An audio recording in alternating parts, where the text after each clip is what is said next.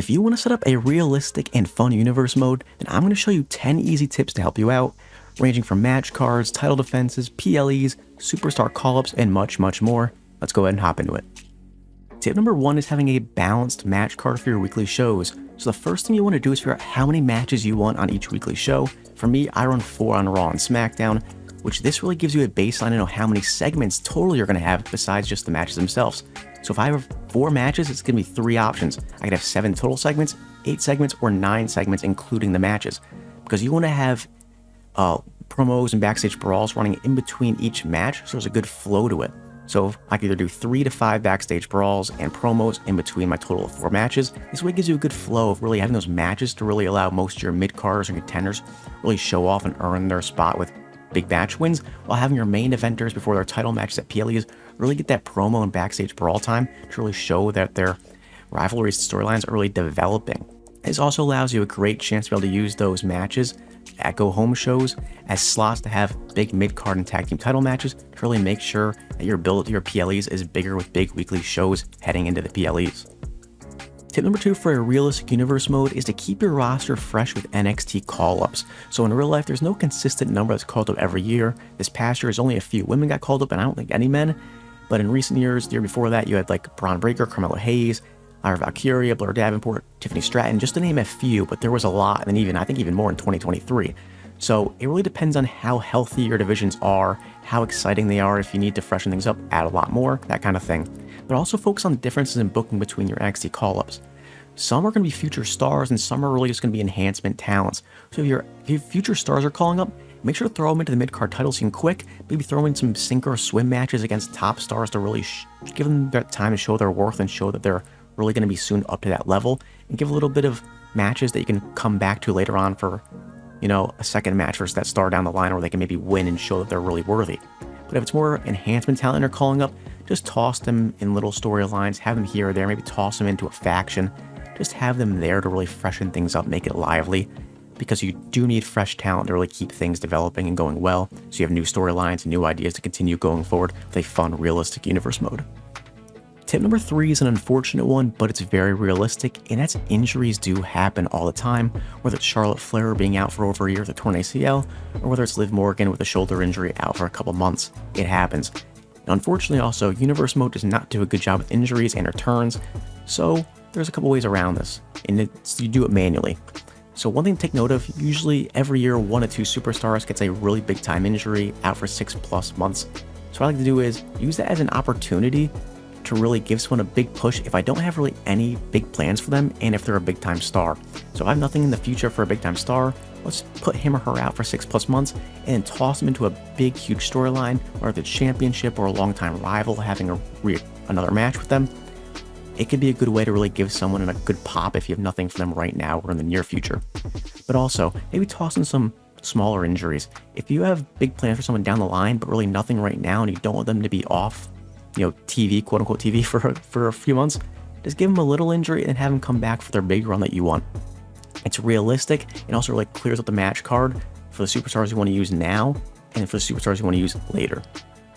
Tip number 4 actually builds off of tip number 2 with the NXT call-ups. So for NXT call-ups, you have to wait a little bit for them to really be impactful in the main event scene. So why not focus on returning superstars from other companies or just from retirement to really spice up your main event scene or upper mid-card scene?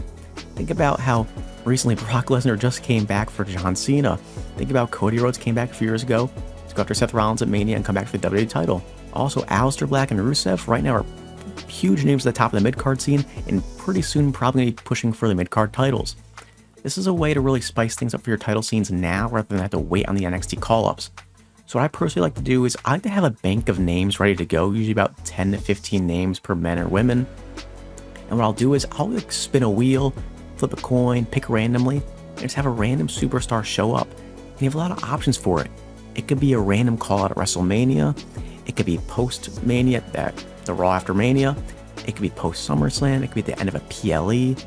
Really just spice things up by picking a random superstar to return to really make your show exciting and cause an immediate impact in your title scenes, because it's very realistic and it happens at least a couple times every single year.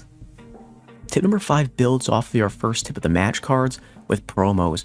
I love promos being back, I love how they're actually pretty simple and not a lot going on because it really allows you to bring out your own creativity. But the one thing that really is a little bit off with it is there's no story behind it, so you have to create it all on your own.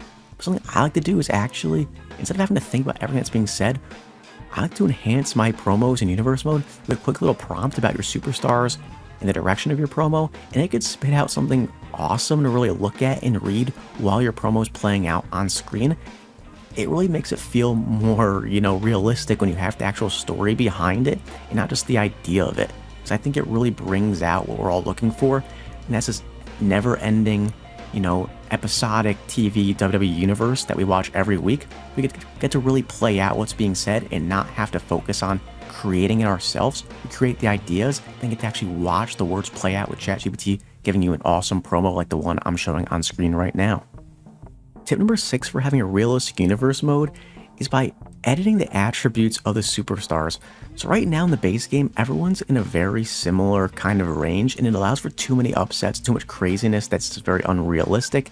If you like craziness, don't touch it, that's your thing. But for me, I want to keep it realistic where I don't want jobbers upsetting top tier talent or mid-carders upsetting the championship holders in the main event scene.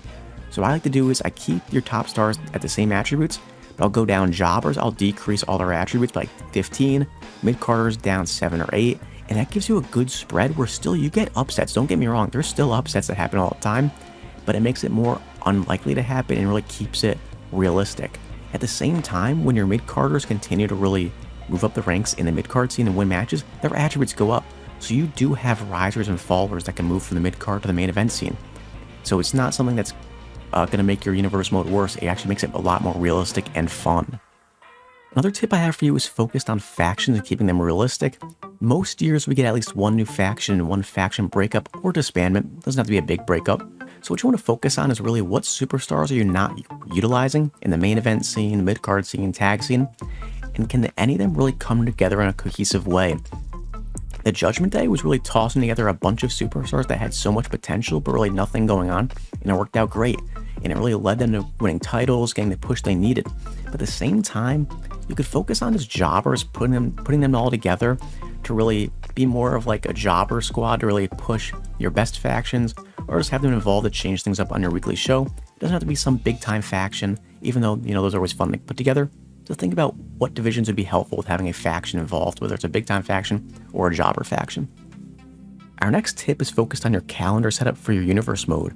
I get asked all the time what's my PLE setup for each month, and honestly the answer is irrelevant because it changes every year in real life. We had Bad Blood last year, WrestlePalooza this year, it always changes. So your focus should be on having a cohesive setup that really lets what happens to your A-level PLEs really allow a reset into your B-level PLEs back up to the next A-level. So in real life, there's only 2. WrestleMania and SummerSlam are your A-level PLEs, everything else is B. Even though Money in the Bank, Royal Rumble, all that's fun and cool, they're B-level. So what I like to do is to have a more of a cohesive setup.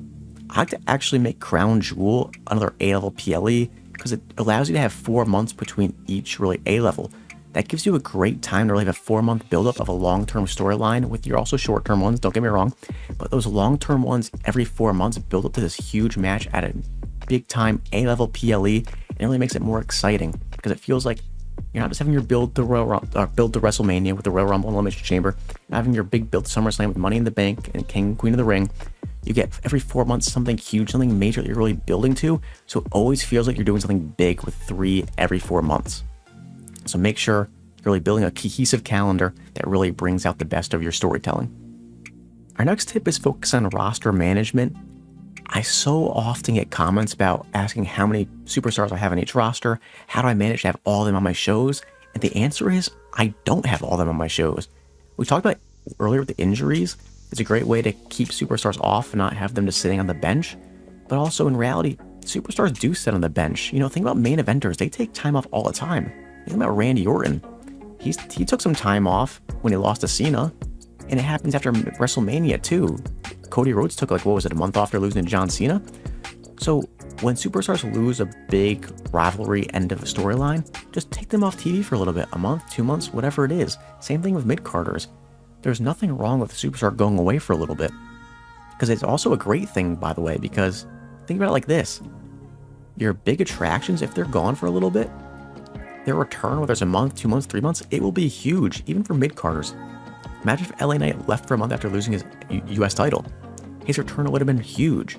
So don't think about it as if they're sitting on the bench. Think about it as the return will be huge if you keep them off right now while they have nothing going on. So you can focus on the storylines that you currently have going on and worry about who's not involved later.